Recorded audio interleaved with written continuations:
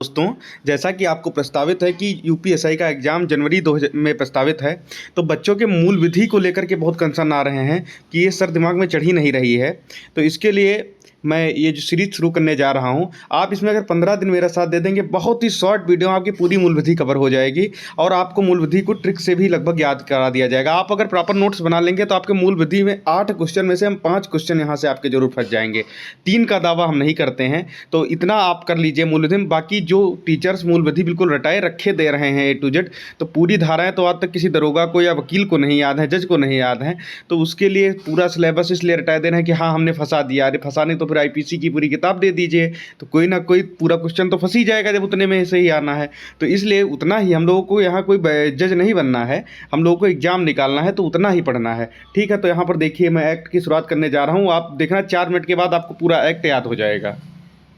बस आपको काम क्या करना है कि बस नोट्स बना लीजिए, एक पेज में पूरा एक्ट खत्म।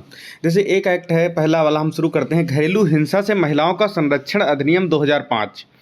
ये एक्ट है, तो इसको देखो हम पढ़ा रहे हैं आपको। ये लागू कब हुआ? 26 अक्टूबर 2006। वेरी इंपॉर्टेंट क्वेश्चन, डायरेक्ट आएगा, आप कर लेंगे। इसमें अध्याय कितने हैं? 5 हैं। धाराएं कितनी हैं? 37 हैं। तो ये नॉर्मल क्वेश्चन आपको याद होने चाहिए।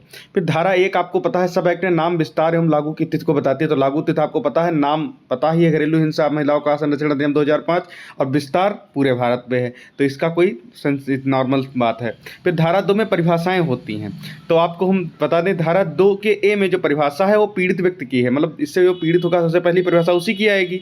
पीड़ित व्यक्ति में खाली इतना आप जान लीजिए कि पुत्री, बहन, माँ, बुआ, रक्त संबंध कोई भी हो पीड़ित हो सकता है। पत्नी पीड़ित हो सकती है। लिव इन में जो महिला हो सकती है वो पीड़ित हो सकती है। और 18 वर्ष से कम का कोई आयु का बालक है वो भी इसका दायरे में आता है, वो भी पीड़ित हो सकता है। और दूसरी परिभाषा एक आपको याद करनी है, 2 का यस। यस से क्या याद रखेंगे? साझा घर। यस साझा, यस से साझा घर, गृहस्थी की परिभाषा। बस आपकी परिभाषा है खत्म। इससे ज़्यादा आपको याद करने की इसमें ज़रूरत ही नहीं, इससे बाहर क्वेश्चन जा ही नहीं सकता। फिर धारा 3 आती है, तो घरेलू हिंसा अधिनियम पढ़ रहे हैं तो धारा 3 में फिर घरेलू हिंसा की परिभाषा दी गई है, आपको इंपॉर्टेंट है, याद रखना है। फिर उसके बाद आपको सीधे धारा 8 याद रखना है, संरक्षण अधिकारी। तो ये पूछा जाता है धारा 8 में संरक्षण अधिकारी किस धारा के अंतर्गत आता है, लेकिन ये तो क्वेश्चन कम पूछा जाएगा धारा, लेकिन इसमें पूछा जाए इसकी नियुक्त कौन करता है, तो राज्य सरकार करती है, और संभव हो तो महिला, जितने चाहे उतने सदस्यों को नियुक्त कर सकती है, लेकिन संभव हो तो महिला की नियुक्ति की जाए। ये मेन इंपॉर्टेंट है यहाँ पर। तो आई होप आपको समझ में आ रहा होगा। फिर उसके बाद धारा 9 याद करनी है। धारा 9 संरक्षण अधिकारी के कर्तव्य है, इंपॉर्टेंट नहीं है, बस संरक्षण अधिकारी है तो उसके कर्तव्य 9 में। 8 में संरक्षण अधिकारी याद रहेगा तो 9 में कर्तव्य उसके याद रहेगा। ठीक है, फिर उसके बाद आपको एक याद करना है, धारा 12। धारा 12 में मजिस्ट्रेट को आवेदन, तो इसमें ये धारा नहीं पूछी जाएगी, इसमें पूछा जाएगा प्रथम सुनवाई तो आवेदन के 3 दिन के अंदर होनी चाहिए। सीधे थ्योरी आपको याद रखनी है, प्रथम सुनवाई आवेदन के 3 दिन के अंदर, और मामले का निपटारा प्रथम सुनवाई के 60 दिन के अंदर होना चाहिए। क्वेश्चन पूछ लेता है मामले का प्रथम सुनवाई के कितने दिन के अंदर मामले का निपटारा होना चाहिए, तो ये 60 दिन के अंदर। और संरक्षण अधिकारी 2 दिन में सुनवाई की तारीख आरोपी तक पहुँचाएगा, मतलब सुनवाई की जो तारीख होगी आरोपी जो होगा उसको 2 दिन के अंदर पहुंचानी होगी संरक्षण अधिकारी के द्वारा, ये उसका कर्तव्य है।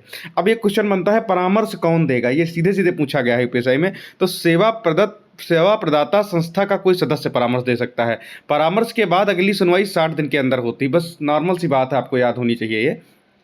एक आपको इंपॉर्टेंट धारा याद रखनी है, धारा 16, कार्रवाई बंद कमरे में होगी, बस इतना ही काफ़ी है। फिर इसके बाद आपको धारा 27 थोड़ा ध्यान में रख के चलना है, न्यायालय की अधिकारिता। तो इसमें ये देखना है कि न्यायालय किस प्रकार के न्यायालय में जाएगा, एक तो सीजीएम फर्स्ट के पास जाएगा और दूसरा महानगर मजिस्ट्रेट के पास जाएगा, और जो ये निर्णय कर देंगे संपूर्ण भारत पर लागू होगा। इसमें धारा नहीं पूछी जाएगी, इसे जज के पूछे जाएंगे कौन सा जज इसमें मतलब देखता है इस मामले को। धारा 29 में अपील है, 30 अपील, ये धारा याद करने का लॉजिक धारा मैंने लिख दिया है, इसमें मेन ये याद रखना 30 दिन के भीतर पीड़ित व्यक्ति द्वारा सत्र न्यायालय में कहाँ अपील की जाएगी, कितने दिन के भीतर, दिन उन पूछ लेता है, ये आपको थ्योरी याद रखनी है। और धारा 32 इसको संज्ञेय और गैर जमानती बनाता है। और धारा 33 में संरक्षण अधिकारी ने जैसे कोई आदेश दिया उसकी उपेक्षा किया तो उसके लिए दंड है, तो उसके लिए 1 साल का कारावास है और 20,000 रुपये जुर्माना, या दोनों। तो बस इससे ज़्यादा इस एक्ट में कुछ नहीं है। तो आई होप आपको समझ में आया होगा। तो अब इसी तरीके से हम सीरीज शुरू करेंगे और सब एक्ट निपटा देंगे, देखना इतने शॉर्ट तरीके से। उसके बाद आप प्रैक्टिस सेट दीजिएगा। 8 मूल विधि के क्वेश्चन में से हम 5 क्वेश्चन आपके फंसाने का दावा करते हैं, 3 रह जाएंगे। हम कह रहे हैं जो बहुत अच्छा भी पढ़ा रहे हैं वो 6 फंसा ले जाएंगे, लेकिन 2 तब भी नहीं फंसा सकते हैं क्योंकि इतना सिलेबस है उसमें फंसाने के लिए। तो 6, तो उसके लिए आप इतना ज़्यादा दिमाग लगाने की जरूरत नहीं है। 5-3 में अगर आप तुक्का भी मार देंगे तो हो सकता है आपकी किस्मत हो तो आपके 2 तुक्के एक्स्ट्रा बैठ जाएँ। तो इसलिए ज़्यादा इसमें टाइम बर्बाद करने से अच्छा है कि इसका टाइम संविधान में दीजिए और भी चैप्टर लीजिए, वहाँ आप कवर कर सकते हैं। तो नमस्कार भाई।